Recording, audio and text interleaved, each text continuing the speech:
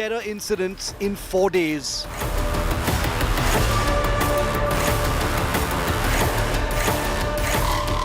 Kashmir improves, but Jammu worsens.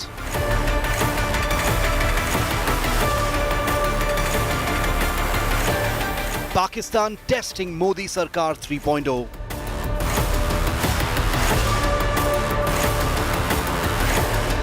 Time for another all-out.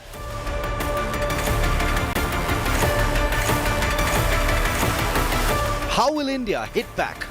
The big focus on Newstrack. 4 terror strikes in 4 days in Jammu. The spate of attacks have alarm bells ringing. It's clear that the districts in the Jammu region have emerged as new terror hotbeds. The opposition is hitting out hard at the Modi government, asking for a response, questioning why these attacks are taking place. But what's fueling the terror surge in Jammu? Why have Pakistani terrorists made the shift from attacks in the valley to attacks in Jammu region? And most importantly, how should India now respond?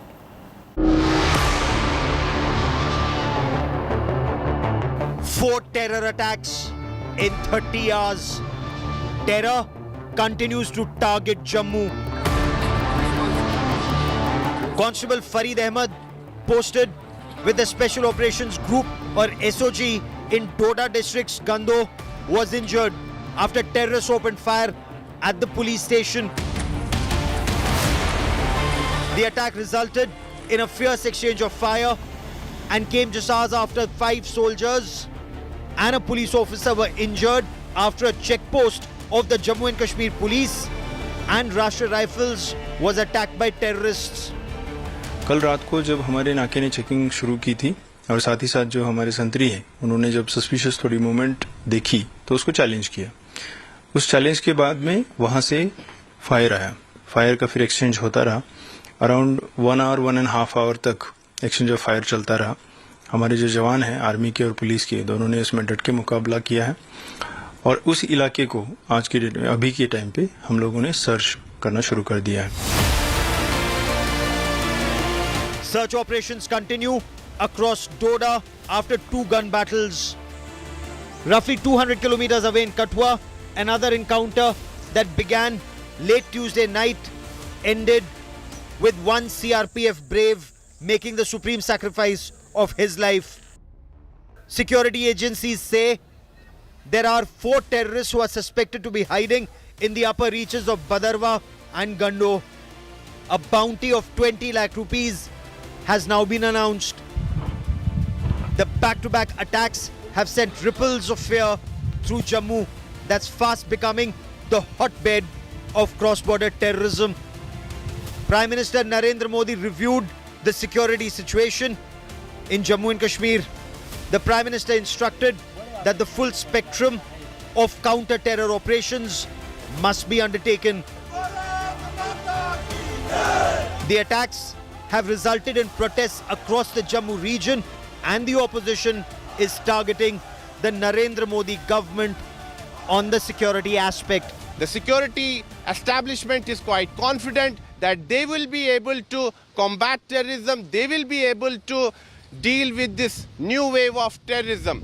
But challenge is huge because these terrorists are hiding in caves and in different parts and they are also receiving support from their overground workers in the hilly belt of Jammu region. The security establishment and the government agencies are working round the clock in order to formulate a new strategy so that these terrorists don't succeed in their nefarious designs. With video journalist Neeraj Kumar, this is Sunil Bhatt reporting from Jammu for India Today. 4 terror attacks in 4 days, all of them concentrated in the same region of Jammu, well below the Pir Panjal range.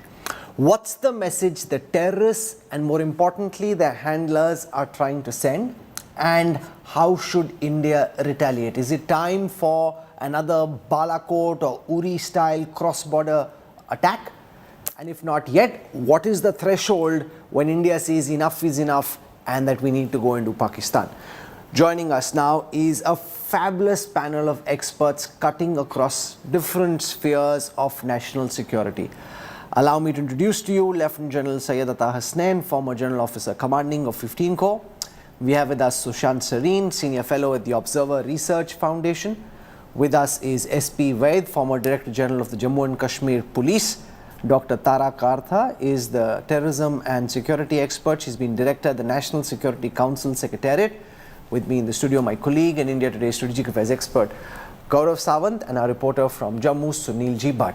I want to go across to General Syed Atta Hasnain first. General Hasnain, if we were to join the dots of these 4 terror attacks, I happened to be at Rashtrapati Bhavan when news came in of this terror attack at Riyasi. It caught everyone off guard, and there's a lot of chatter amongst the dignitaries who were gathered there. This wasn't happenstance. It's clearly planned to coincide with Prime Minister Modi's swearing in. What's the message you think terrorists and their handlers are trying to send? Thank you. Thank you very much, Rahul, for inviting me for this very important program. The event that you just spoke of was the cause itself. In the sense, it had an immense importance about it. It was conveying a message to the world. India, successful democracy, third coming of Prime Minister Modi, the NDA government, as compared to what happened on the other side in Pakistan, where it took 2 months to form a government, weak government, the state of the economy in India, lots of things here were being observed by the world. While on openly, most people may not have assessed it, but it's obvious that the security forces, security agencies would have anticipated this. And I recall, take your mind back to 24 years ago when Chittu Singhpura happened. It happened exactly one night before the morning on which Bill Clinton was to speak in the Indian Parliament, a message to say the American president may be here, but we are still in control from Pakistan's deep state. That's exactly what was happening here, because Pakistan is not controlled by a monolith. It is controlled by different layers. One or a combination of those layers decided that they must convey a message, a strategic message to the world, that while India speaks about all its success and its achievements, while Prime Minister Modi and the NDA speak about their achievements, here they haven't got Jammu and Kashmir under control. That was the clear message that they wanted to convey. It was done deliberately. The area was selected. That area in particular, I'm sure we will discuss it. Why that area? Obviously, Kashmir is difficult to go today. You can have small operations here and there, but the combined effect of that will still not be impacted. Okay. Here in this area, you will still feel the impact of it, and we will describe it as we go along in this program. Sushant Sareen, your reading, if you join these dots, what's the message you think our viewers should know the terrorists and their handlers in Pakistan are trying to send?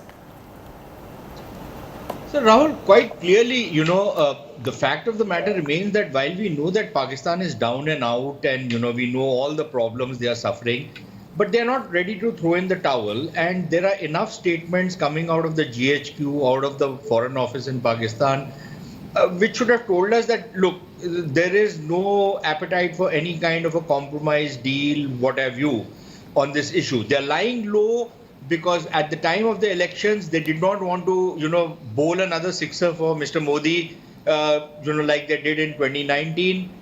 So they were trying to avoid it, but they were itching to do something, number one. So quite clearly that itch is now taken the better of them, and they're going to go ahead and do it. Secondly, look, let's face it, the center of gravity of terrorism in Jammu and Kashmir has moved to this region over the last at least 3 years, if not longer. Partly because of what General Hasnain is saying. The space for them to operate in Kashmir Valley has got rather constricted. So a lot of them have moved into the Jammu region. And we should have woken up to this many months back, many years back, actually. Also because the kind of political noises that you were hearing from this region were not exactly something that we should have been sanguine about.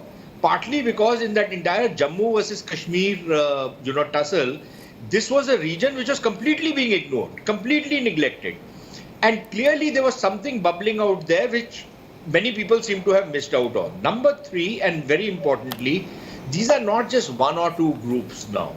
The spate of incidents that have taken place over the last 4 days, I don't think anybody can tell us that it's the same bunch of people who are going from one place to another. They are not Batman, Superman. So obviously these guys are spread out in small groups, but clearly the kind of operations they have carried out over the last 2-3 years are very different from the kind of silly target killings which these PAFF kind of characters have carried out. These are guys who seem to be highly trained. They've carried out ambushes of military convoys, caused any number of casualties.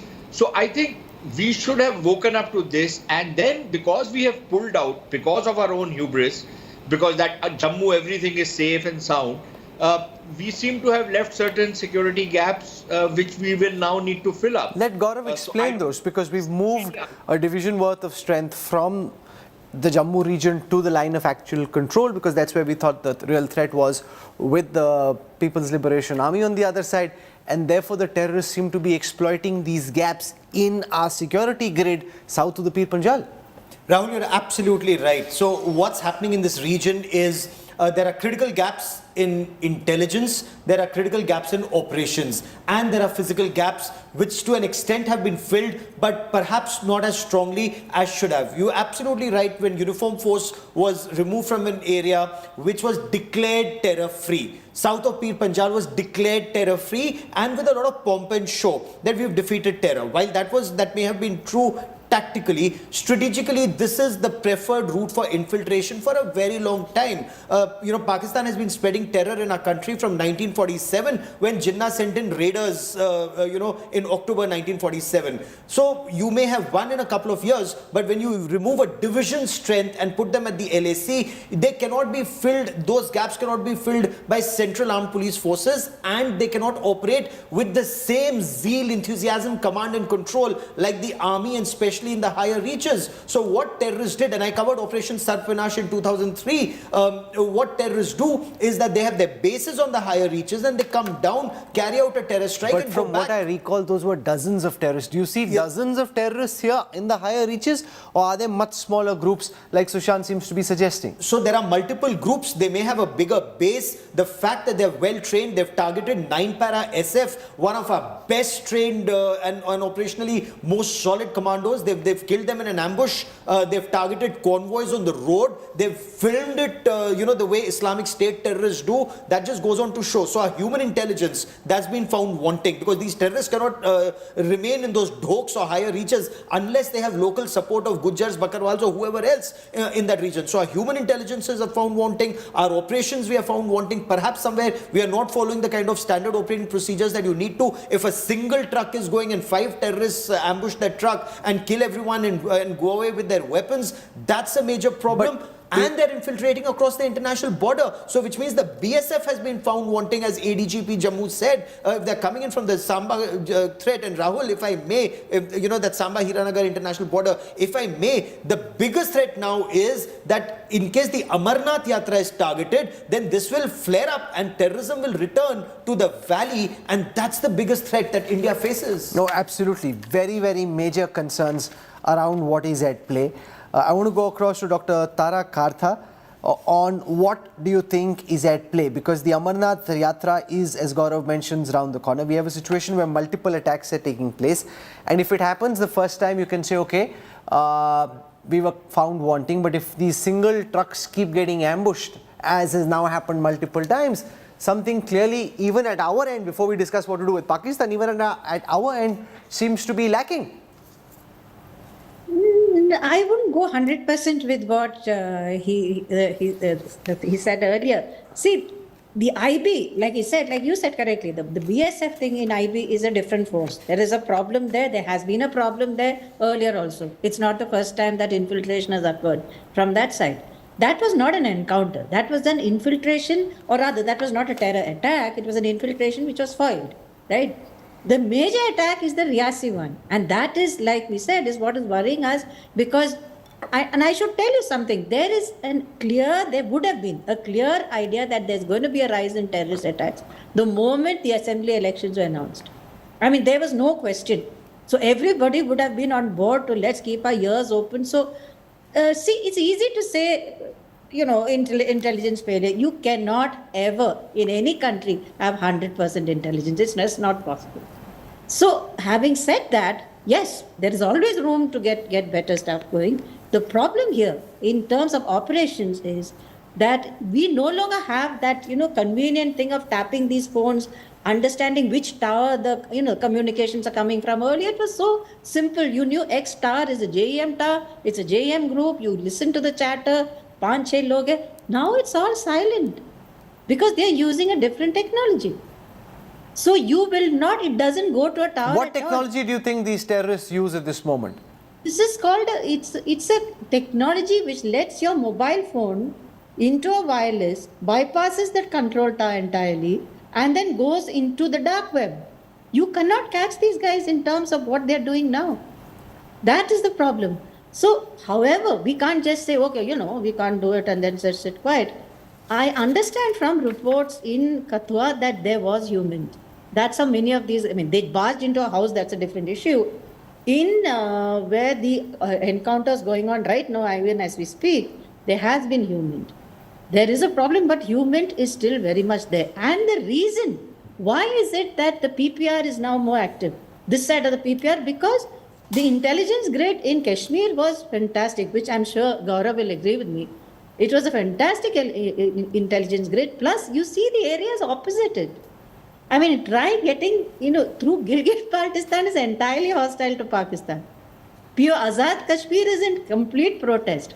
Down below is the areas where they can infiltrate. I am assuming that is a big issue here.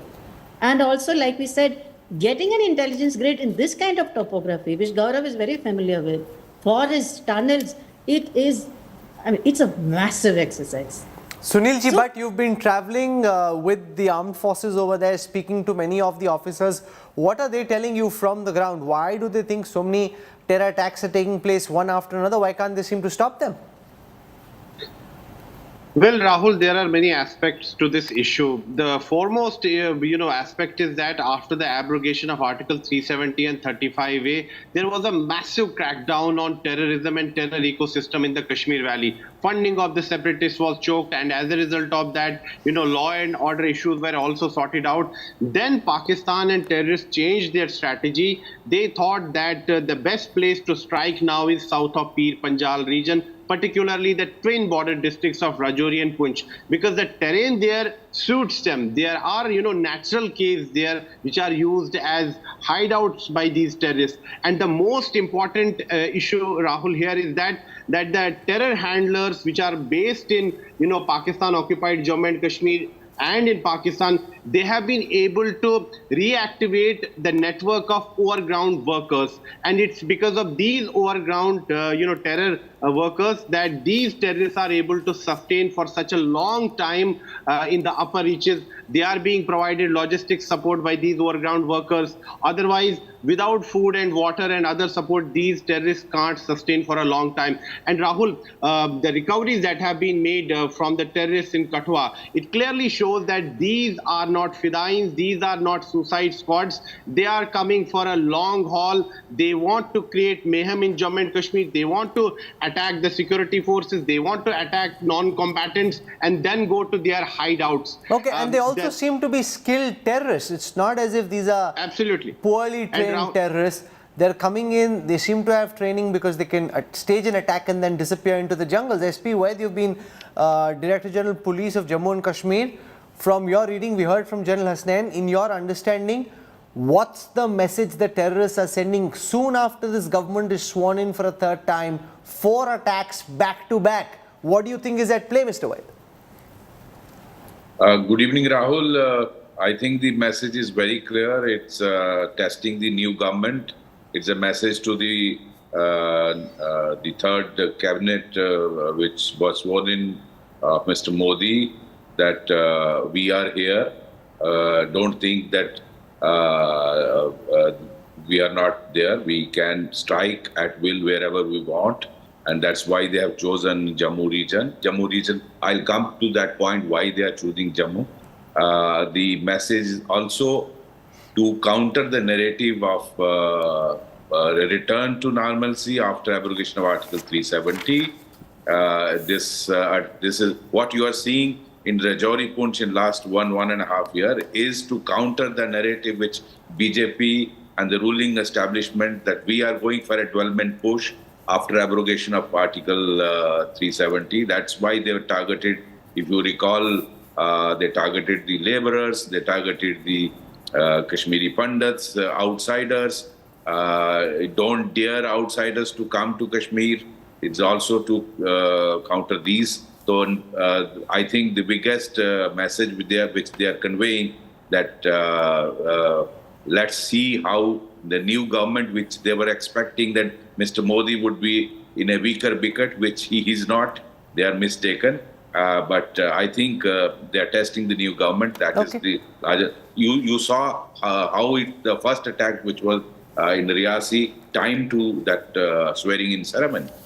I want to come now to the second part of this conversation. How should India respond? The Prime Minister, Sushant Sareen, is at the G7 summit. Last time we sent the special forces in after the Uri attack. They crossed the line of control. Then we used the Air Force in the Balakot airstrikes. Has the threshold been breached already? We know Prime Minister Modi, his national security team, Ajit Doval, being given another opportunity, be NSA, Home Minister Amit Shah, they all met this afternoon before the Prime Minister left to discuss the situation and what to do next. From your prism, is it time for Balakot 2.0? So, Rahul, you know, the threshold, if you have over 300 seats in parliament, is one. And the threshold, if you have 240 seats in parliament, Why is a lot. Why should the strength in parliament determine the threshold, Sushant? Why? I tell you why. Because it kind of forces your hand that you can't afford to be seen weak. You can afford to ignore certain things if you have a very solid majority. You cannot, especially after the kind of election campaigning you have done on this particular issue. So you're saying the threshold has actually come down? I would imagine so. And I would be... How do you define the threshold? Is Riyasi a threshold? You know, 5 soldiers, 2 terrorists killed. What is the threshold? Like if you look at the various attacks, 7 terrorists killed in January. In November, 5 soldiers killed. 5 terrorists trigger an IED blast. What's the threshold? There have been so many attacks. You join them together, it's a very big number. It is a very big number, and that is why at this point in time, given the fact that you've had attacks back to back, I would imagine if I was a Pakistani, I would be extremely terrified because of Mr. Modi's silence. You know, normally what happens is when attacks take place, you have the Prime Minister condemning it, saying something. He's not uttered a word. Last 4 days, he hasn't uttered a single word on this issue. And if I was having known a little bit about the guy, having seen him operate over the last 10 years, his silence is terrifying. And frankly, I'm not entirely sure that this is going to go unpunished. Now, what is the form of the retaliation that will take place, whether it will be along the line of control, whether it will be in some other sector, whether it will be by air, by sea, by land, I don't know. I think everybody will be guessing. So your sense is the threshold has already been breached, that India is getting ready for a response. That's what you're saying, Sushant? I would be surprised because if you let this pass, then you are opening yourself up to a lot more such attacks. So I think there will be some retaliation. But at the end of the day, I think this is a problem that we'll have to keep, we'll have to keep mowing the grass. General Hasnain, how would you define the threshold? What do you think needs to be done to punish Pakistan? Is it more sensible for India to begin a Sarp-Vinash 2.0, send forces in the upper reaches, try and find where these terrorists are hiding in the Jammu region, first try and neutralize them? Or should we go and teach their masters a lesson? See, Rahul, this has to be very comprehensively addressed. I tend to agree with a lot what Sushant has just said. But then thresholds are not defined by single horizontal lines on a graph. These are very, very fuzzy lines, and each of us will have a different perception of it. So I don't think it's an easy job for any of us to say... Do you think the threshold has already been crossed, or do you think it's not there yet? You see, when you look at it in perspective, there is a successful election behind us. There is another election about to come, which has been laid down. 30th of September should be carried out. Before that, the Honorable Supreme Court has already laid it down. So the preparations for that have to begin. obviously we need to be extremely circumspect about it, that this kind of a thing is going to be repeated then. Perhaps the Pakistanis are now ruining the fact that they didn't do enough to upset the Lok Sabha elections in Jammu and Kashmir. So I just want to come back to the question I posed to you. In the latest series of attacks that we've seen, has the Indian threshold for response, according to you, already been breached? I think it has been crossed. I think it has been crossed. So you're saying the threshold has already been crossed? It's not necessary. But what happens and what you respond with is a calibrated thing. You see, what the Prime Minister has said and what the media has reported is very clear, that full spectrum. Go ahead with a full spectrum response. Now, full spectrum has many meanings, just like as we speak about threshold. First, we'll need to look at the internal part, and your question on Sat Vinash, I shall answer there. We have to secure ourselves very strongly. I agree with Gaurav that there are some gaps here. You need additional troops. Amarnath Yatra is coming up. Every year, additional troops are brought for Amarnath Yatra. We need to secure the Amarnath Yatra from the other side also. Otherwise, you normally secure it only in the valley. You need to secure it from the Pir Panjal, the other side of Pir Panjal, the Warwan Valley, and places like that also. For those are the areas from where it can be struck. So additional troops are definitely required. Whether we need a Sarp Vinash, well, I do think this is a time has come when you need to do robust offensive operations. Jungle bashing is the last thing any senior commander will ever recommend to you. But when the threshold has been crossed, as we are all assessing here, then you may not get any results, but you have to do it. This happened in 1999 when the valley was flush with terrorists, if you remember. 6 mountain dip from Bareilly was brought in to secure the Amarnath Yatra, stayed on through the year, carried out deep operations into Rafiabad and Rajwar and places like that, and upset the entire apple cart of the infrastructure which the terrorists have put up. So something like that needs to be repeated once again. My last point to you, something which most people may not be aware of, but I would just like to throw it in as a point of discussion later stages. This Jammu region is very fuzzy in terms of boundaries. You remember the Northern Command boundary was changed. I'm sure you remember it. I'm sure Gaurav remembers it. The Northern Command boundary was changed way back in 2004, 2005. Right? Thereafter, this area was not too active. 2008 onwards, it's not been very active. Now, you've got an awkward situation where Western Command and Northern Command are both looking at this area. 9 Corps and 16 Corps are both looking at this area. In these kind of situations, you need one formation, one commander, one intelligence grid to look after this. That's a very important point. You can't have multiple layers of authority. It simply leads to everyone just looking behind, hoping the other guy does the job. Gaurav, you've been speaking to officials in the national security establishment. Your understanding of India's threshold, has it already been breached? In some ways, Prime Minister Modi now a prisoner of his image, given what he did after Uri, what he did in Balakot. He has to do something. Otherwise, as Sushant Sareen says, with 240 seats, Rahul Gandhi and the opposition will be gunning for him. Kya kar rahe ho? Attack ho raha hai, aap kuch nahi kar rahe, haath pe haath dhare baith. So it can become a politically explosive issue as well.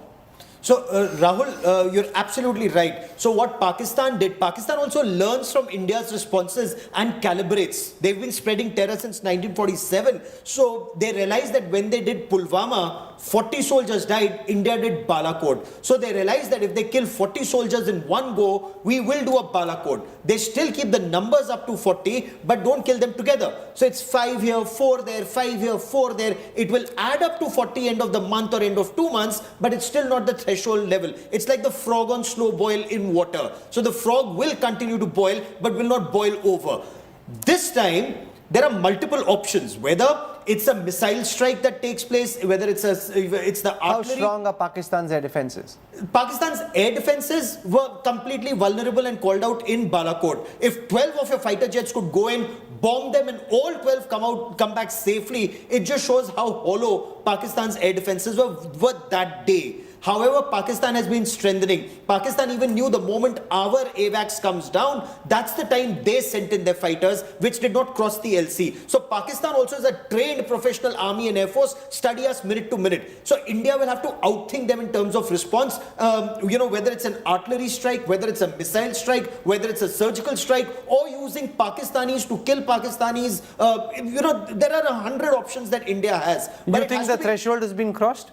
Well, if the Amarnath Yatra is targeted, if J&K assembly elections are targeted, then that threshold is crossed. But here, it's been happening over a period. So you don't think it's been crossed yet? I don't think it's for the government to immediately do something. This is still within the army's domain, that the army needs to respond at the LC. The army needs to respond, whether it's through cross-border surgical strikes, raids, whatever way possible. But the only option, Rahul, and General Hasnain and Sushant Sareen and Mr. Vaid will bear me out, as will Tara Karta, that if Pakistanis kill one of you, you have to kill three of them. That's the only way they will think twice. Dr. Tara Karta, your sense of the Indian threshold, whether the threshold will be a strike on the Amarnath Yatra, which starts 29th of June, or do you think in aggregate, given what's already happened in the past few days, India's threshold has already been breached and it's time to pay back? No, I think what Gaurav said is very right. They are going in for these small terror attacks and small groups. Remember, these are 2 and 3 being, it's not the larger groups which are relatively more easily found out. So that is a different pattern. No, but can I disagree with you just to the extent that if you attack a bus, you don't know how many will die. 10 could die or 30 or 40 could die. So, you know, when you've ordered an attack, you're not trying to deliberately keep it low. It could just be happenstance that only 10 people died. It could have very well be 40 or 50 people if the bus was chock-a-block. You know, that's a very good point. In fact, what I would love to know is whether this was a target of opportunity or whether it was a deliberate target. I don't know. At the moment, that's what, as an intelligence person, I would ask that question. Right? Because whatever you say, the Lok Sabha, the elections went up absolutely peacefully. There was nothing. Right? Second point, the number of people, this might sound heartless, but the number of people who have attacks, killed, is about 1% of what we've seen in the past. It's so much lower. However, also in these 4 attacks, I think 2 were encounters. Not all 4 were not terror attacks. Riyasi was the main. But it is targeted at a communal angle, which is very worrisome. That is my biggest worry. And also the fact that, it was a direct challenge to the Modi government. And I think this one's point that the Congress and everybody is going to take this on. They're going to pounce on this. They already have. I mean, how ridiculous is that someone says, you should talk to Pakistan. I mean, what is wrong with you? Why would I talk to Pakistan? So, but I agree with Gaurav. If the Amarnath Yatra is attacked, and this will also put off the local people, because their money comes from the Amarnath Yatra, so they will lose whatever little local support they have. If that is targeted, then we have no choice. SP, where as former DGP, your sense of how vulnerable the Amarnath Yatra, which starts the 29th of June, becomes over and above how vulnerable it usually is. In any case, it has huge security deployment. Would you be stepping up security, and to what extent can you step up security? Because in any case, security is as much as possible for a yatra as sensitive as Amarnath. Gaurav, Amarnath Yatra has been very, very sensitive, vulnerable. Ever since the 90s, I have watched it getting even attacked a number of times. Even when I was DGP in 2017, one attack on the Amarnath Yatra happened, and earlier also in the 90s and 2000. Amarnath Yatra has always been on the radar of the terrorists, and the vulnerability even this time is no less. But we have a very detailed SOP, and I'm sure if that is strictly followed on ground, it becomes very, very difficult for the terrorists to do any act. And I think no, but they don't need to attack the yatra. During the yatra, they can attack a more vulnerable position, or a bus or an isolated vehicle, and that then still explodes because it happens during this sensitive period. In the last part of this broadcast, and I want to start with SP Vaid on this, I want to come to the question which came from Gaurav's show, where he interviewed former Chief of Army Staff General VP Malik, who suggested because of these attacks, postpone elections by a year. Now, we've seen the Supreme Court already lay an end of September deadline. In any case, the government doesn't stop talking about Naya Kashmir, tourism coming back, how there's a lot of development, how security is under control. All those narratives go out of the window if you need to push elections by a year because you don't think you can carry out peaceful and fair elections. So, Mr. Vaid, if you were DGP and the suggestion was made and you know what the Supreme Court's already said, would you advise postponing elections, or do you think just go ahead, there may be the odd attack, deal with it, but do not postpone elections? Gaurav, I would not advise for a postponement of elections because that would amount to giving in to the Pakistan's. But that is what Pakistan wants, and that amounts to giving in to Correct. Pakistan. That is why they are stepping up these attacks. We had conducted elections in '96, Assembly election '97, when terrorism was at peak. So I don't think it is difficult to hold election. In fact, they are rattled by the kind of response in the parliament election. It was almost normal like any other part of the country, more than 50% polling. Look at the way people lined up in the polling booths with women and old people lining up early morning. So that is what they don't want, because they deny their own people this right. And that in today's world, in internet world, is seen by people across how Indian people are enjoying these rights. No, So in I fact, think that we could should- be one of the reasons why they are startled and alarmed, given the high spike in voting percentages during the Jammu and Kashmir elections. Sushant Sareen, does it make sense to delay elections, as General VP Malik is saying, or do you think that would be a big mistake? No, what are you going to achieve by delaying elections? Are you going to be able to carve out a new political alternative? You failed in the last 5 years. In fact, if there's been one failure of Mr. Modi's government and the steps they've taken in Kashmir, is that there is no viable political alternative which has managed to emerge. Well, they tried, So- it didn't work, people didn't buy it. So it didn't work. The bottom line is that if you delay elections by 3 months, No, but 6 can I months, counter argue to say it also shows that you can't create alternatives? Alternatives have to emerge organically. You can't just force them from the top, because they get exposed as yo Delhi ke aadmi and then nobody buys them. So thanks for buttressing my point that if you delay elections by another 6 months, 1 year, 2 years, how does it change the political situation? Number one. Number two, what is the guarantee that, okay, you've delayed it by 1 year and suddenly there won't be a spate of incidents 3 months before the next elections are to take place? So you have to go through with the elections, and as Mr. Vaid says, that you've held elections in much, much, much worse circumstances. Correct, absolutely. So, problem in holding election. The problem is what happens after the elections. If whichever political party comes over, takes over power, what will its attitude be? Will it carry out that old policy of running with the hare and hunting with the hound, or will it be much more upfront and much more cleaner in its dealings and clean up the state of Jammu and Kashmir? And the worst possibility that if separatists also start taking part in the elections and manage to hold the balance of power in the next assembly, then all bets are off. And remember, Engineer Rashid won the Baramulla seat while being imprisoned, and therefore that is a real challenge. Gaurav, you seem to agree with General Malik, where you wanted elections to be delayed. Why? So, I want the situation to be better. Postpone elections, perhaps not, but at least hit Pakistan so that Pakistan knows if it tries to disrupt elections, there are costs. Unfortunately, No, for a surely large Pakistan already knows that.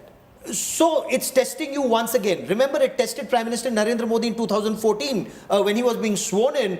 There was a terror attack on our consulate in Afghanistan. So they were waiting to see what kind of response follows.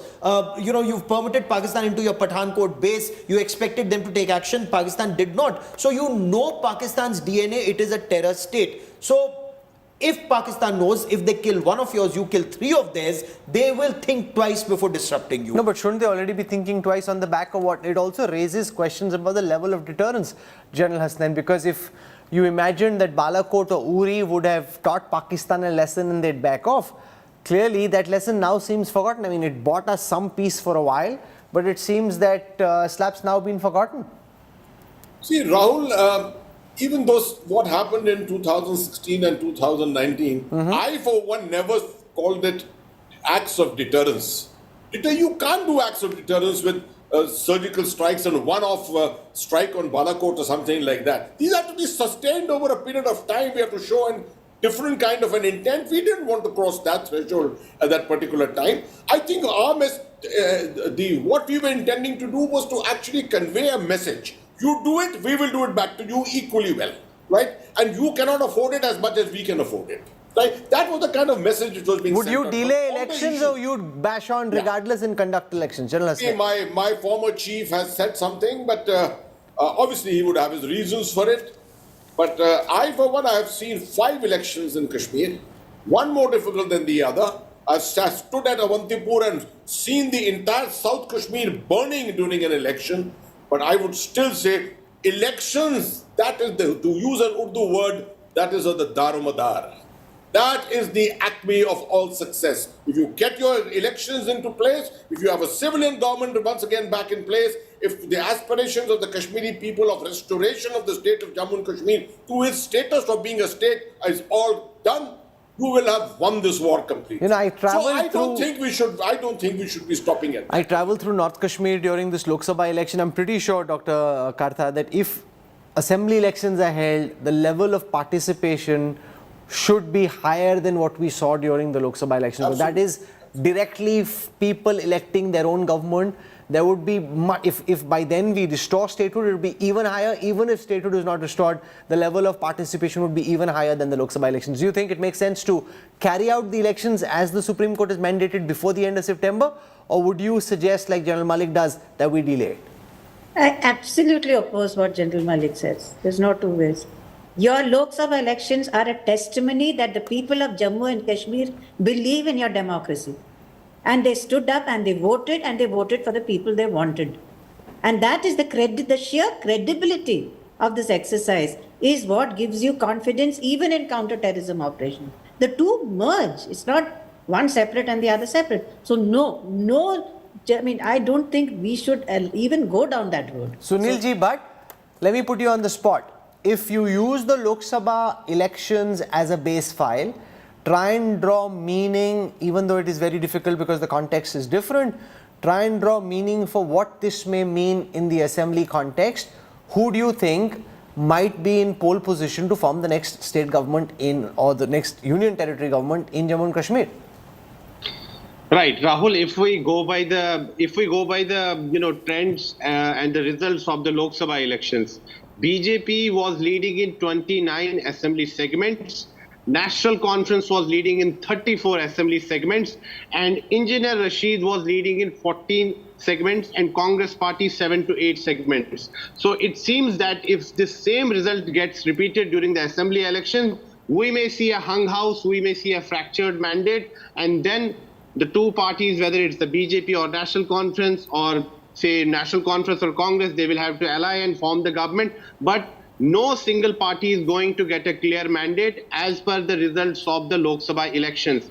There is a possibility that there is this buzz in the political circles here in Jammu and Kashmir that National Conference and BJP may tie up post-poll. However, National Conference has made it, categorically clear that they are not going to tie up with the BJP. But if you remember, Rahul, some time back I had interviewed Farooq Abdullah and he had said that he's open to joining the NDA. Later on, Umar Abdullah had to do the damage control. He addressed a press conference. He said, no, there is no such possibility. So any possibility can emerge after the assembly elections. But if voters in Kashmir start thinking that NC is a vote for an NDA government in Srinagar, then the NC will have its own problems, and the likes of Engineer Rashid and his ilk might get strengthened. So it's a mess. You can't look at this Lok Sabha election, draw meaning very concretely about what this means for the assembly election, but that's a very, very fascinating election, and I hope that we go ahead, regardless of what my dad's former boss said, I hope that we go ahead and conduct the elections in the way that is currently being planned. So we've had a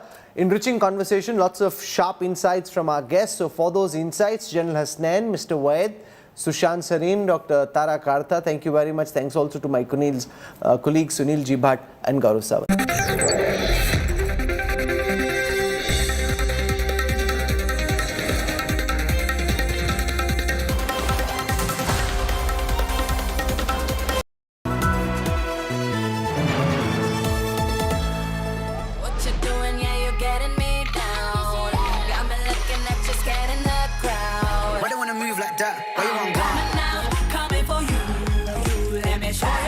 Introducing Motorola Edge 50 Fusion. Own the spotlight.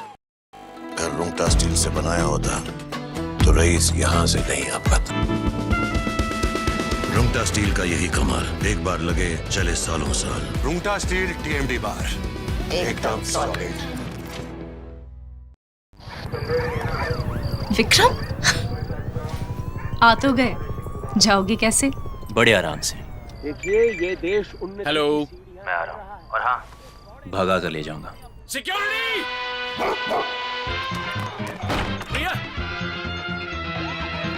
भाग गए, पकड़ो उनको। Hello, बोला था ना, भगा कर ले जाऊंगा। विक्रम! एक हिंट तो देते। Hint?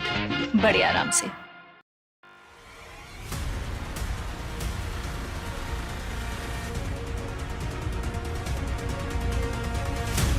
At the India Today Media Institute, we believe in training students in independent and critical thinking so they improve their ability to analyze the world around them. The training provided at the ITMI is rigorous and multimedia with the view of providing top-notch media professionals. Register now at www.indiatodaymediainstitute.in.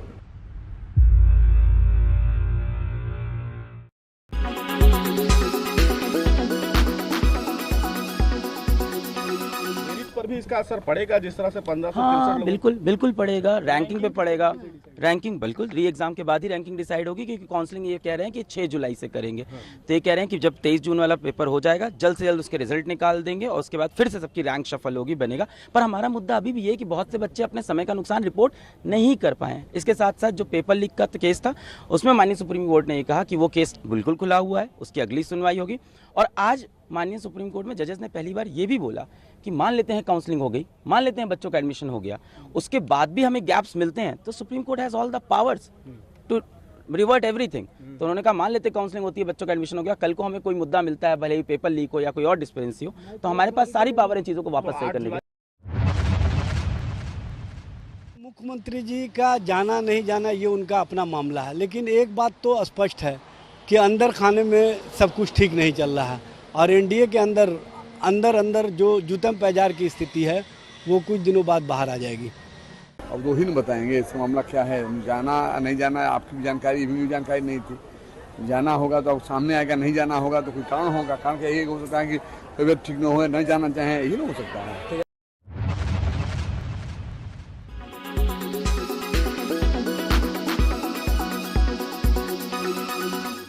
Make your media plan smarter with India Today Live TV on your connected devices. Amplify your brand with 100 million smart internet viewers. To advertise, mail us at sales@aajtak.com.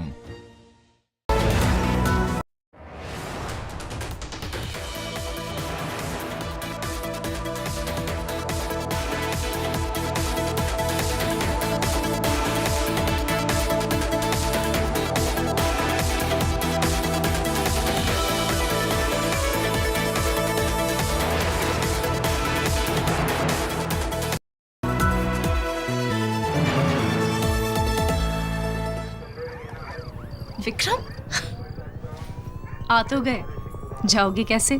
बड़े आराम से। देखिए ये देश hello, मैं आ रहा हूँ। और हाँ, भगा कर ले जाऊंगा। सिक्योरिटी!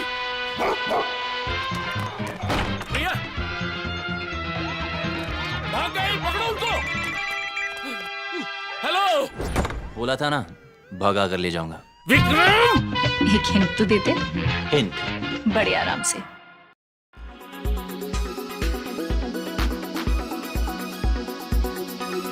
अलग जी, सुप्रीम कोर्ट ने आज ऑर्डर तो किया है, इस ऑर्डर से कितने संतुष्ट हैं? देखिए, पूरी तरह संतुष्ट नहीं है, बट हाँ एक रे ऑफ होप आपको दिखती है। पहली बार जब हम 7-8 दिन से लड़ रहे थे कि ग्रेस नंबर किस बेसिस पे देते हो आप, ये अलाउड नहीं है, तो आज वो एनटीए ने खुद एग्री किया कि जो हमने ग्रेस नंबर दिया है इससे बच्चे डिससेटिस्फाइड हुए। पहली बार हम लेके आए, ये कॉन्सेप्ट नहीं सही है और ये ग्रेस नंबर के प्रावधान को हम पूरी तरह से हटाते हैं। इन बच्चों को हम फिर से मौका देते हैं, या तो वो री एग्जाम दे या तो बिना ग्रेस के उनके जो नंबर थे एक्सेप्ट कर ले। पर इससे मैं सेटिस्फाइड क्यों नहीं हूँ? 2 बातें। पहली चीज कि आज एनटीए 7 दिन बाद खुद एग्री कर रहा है ग्रेस नंबर कॉन्सेप्ट सही नहीं है, तो किस बेसिस पे दिया था? और क्या इसके सिवा और भी बहुत कुछ उन्होंने किया है जो पब्लिक डोमेन में नहीं आया, क्योंकि ग्रेस नंबर भी उन्होंने बताया नहीं। 719 का स्कोर हम लोग ने पकड़ा तब उन्होंने बताया। तो क्या एनटीए की एक बार ऑडिट नहीं होनी चाहिए पूरी उनके डेटा की कि और कितनी डिस्पेरेंसीज है जब ग्रेस नंबर को आज एग्री कर रहे हैं? तीसरी बात, उन बच्चों को अपॉर्चुनिटी नहीं मिली जो माननीय हाईकोर्ट नहीं पहुंच पाए ये कहने के लिए कि हमारे समय का नुकसान हुआ है। सिर्फ उनको मिला जो माननीय हाईकोर्ट गए। मुझे लगता अभी भी ये लगता है कि गांव देहात में बैठा या एक 18 साल के बच्चे को ये नहीं पता मेरे समय का नुकसान हुआ है तो मैं सुप्रीम कोर्ट जाऊं या हाई कोर्ट जाऊं। जब रिजल्ट आता है तो पता चलता है जो हाई कोर्ट गए थे उनको समय के एवज में ग्रेस नंबर मिले हैं और आज उनको री एग्जाम, तब पता चलता है कुछ बेनिफिट हो सकता था जाने का। आज तक के स्टिंग ऑपरेशन में ये दिखा था कि किस तरह से इलीगल टैंकर माफिया दिल्ली के अलग अलग कोने में काम कर रहे हैं। मुनक कनाल के सब ब्रांच के पास इलीगल बोरवेल डाल के पानी चोरी किया जा रहा है। तो इन सब से भी तो असर पड़ रहा है और सवाल यह है कि एक्शन क्यों नहीं हो रहा था इन पे? देखिए, दो चीजें हमें समझनी पड़ेंगी। एक्शन बिल्कुल होना चाहिए। अगर गलत तरीके से चाहे हरियाणा के बॉर्डर में पानी भरा जा रहा है, दिल्ली के बॉर्डर में पानी भरा जा रहा है, तो हरियाणा पुलिस को भी एक्शन लेना चाहिए, दिल्ली पुलिस को भी एक्शन लेना चाहिए और हम उस एक्शन का स्वागत करते हैं। लेकिन आपको इस बात को समझना होगा कि जो दिल्ली में 1000 MGD पानी प्रोड्यूस हो रहा है उसमें से कितना हिस्सा टैंकर में जाता है। दिल्ली जल बोर्ड 1000 टैंकर चलाता है, वो 1000 टैंकर रोज 6 से 8 ट्रिप करते हैं। इतना बड़ा टैंकर्स का नेटवर्क होने पर 6 से 8 हजार टैंकर्स की डिलीवरी पर मात्र 4 से 5 MGD पानी इस्तेमाल होता है। आप इसमें लगा लीजिए कि अगर कुछ प्राइवेट टैंकर होंगे, हो सकता है वो आधा MGD पानी और यूज करते हो। अगर वाटर टैंकर्स पे, प्राइवेट टैंकर्स पे लगाम लगाई भी जाएगी तो आपका 0.25 MGD पानी बचेगा, 0.5 MGD पानी बचेगा। हो सकता है बहुत हो गया तो 0.75 MGD पानी बच जाए। लेकिन जो 40 MGD पानी की कमी है वो वाटर टैंकर्स पर लगाम लगा के पूरी नहीं की जा सकती है। वो तभी पूरी की जा सकती है जब हरियाणा से पानी आएगा।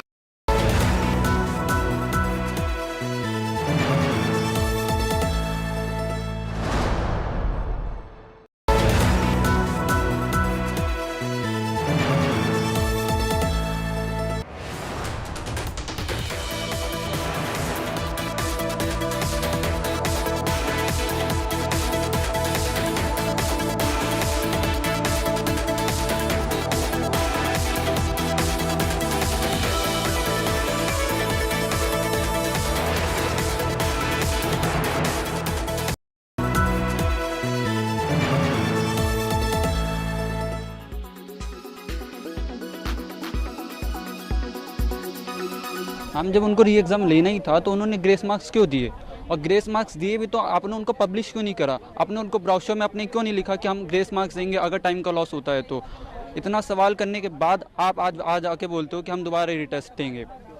इससे क्या साबित होता है एनटीए के द्वारा कि एनटीए टेस्टिंग एजेंसी है कि एक स्कैम एजेंसी है जो बच्चों के साथ स्कैम कर रही है।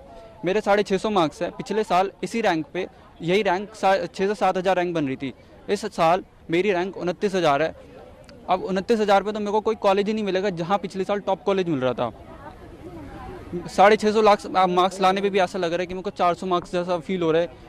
समझ में नहीं आ रहा कुछ क्या करूँ मैं। पेपर लीक ऑब्वियस सी बात है हुआ था। पहली बात तो ये कि एनटीए ने जब विंडो क्लोज हो गई थी एडमिशन की विंडो क्लोज हो गई थी तो 2 दिन के लिए दोबारा ओपन हुई थी और कहते हैं एक ही सेंटर से 7-8 बच्चे टॉपर निकल रहे हैं। ऐसा कैसे हो सकता है? इसकी प्रोबेबिलिटी ऑलमोस्ट नील है, ऐसा हो ही नहीं सकता। तो ऑब्वियसली कुछ तो हुआ है यहाँ पर।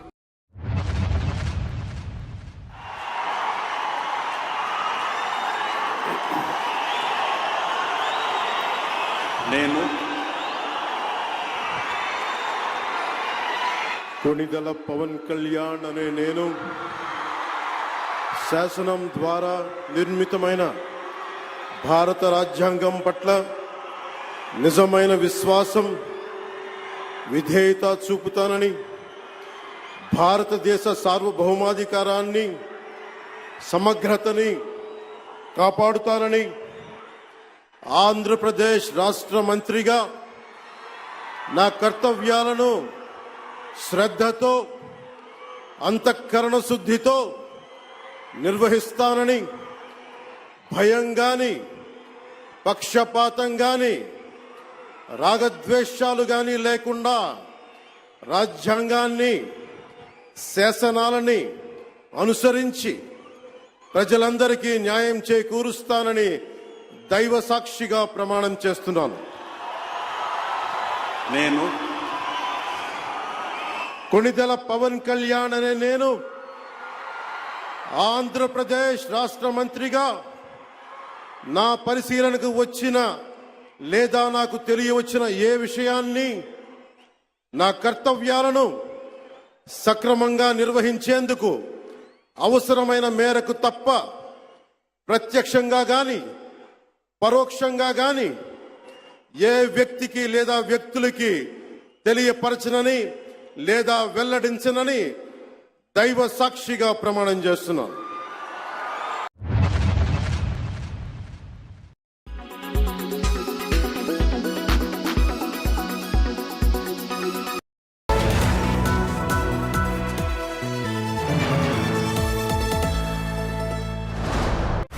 No faking, no fuzzy, no falsehoods. Unbought, unfake live viewership. The India Today Election Intelligence Dashboard is rocking it. On India's big verdict day, India Today's viewership super smash. If you looked at the voting percentage, it was less than 50%. This is a real wake-up call for the double engine. Thriller in the election results, landslide for the #1 election channel. So sorry.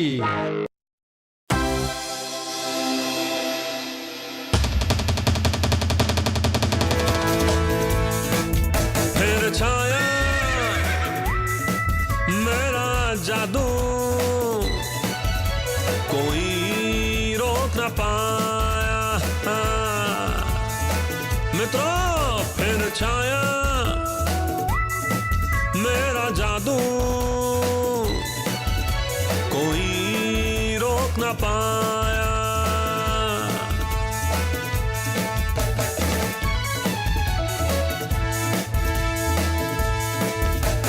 जीत की guarantee हूँ मैं, वादों की warranty हूँ मैं, जनता की मैं उम्मीदें, बेईमानों खतरे की घंटी हूँ मैं। देश ने फिर से भरोसा किया, देश का फिर से पीएम मैं, जो चाहे मोटा भाई से टकराए, हाँ फिर भी जीत न पाए। फिर छाया मेरा जादू, अपोजिशन रोक न पाया।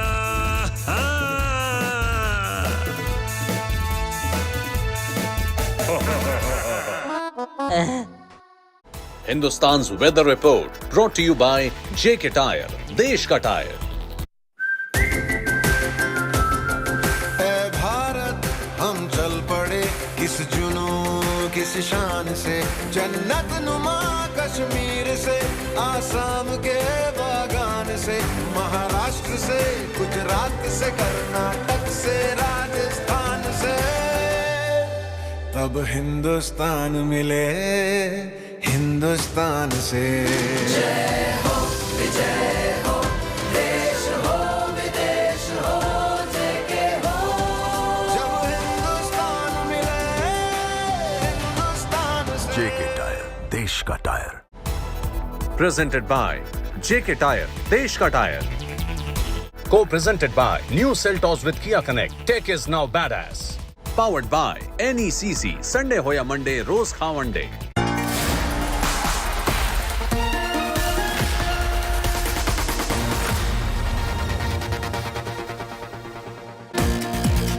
Good evening, you're watching News Today. I'm Preeti Chaudhary. Our top focus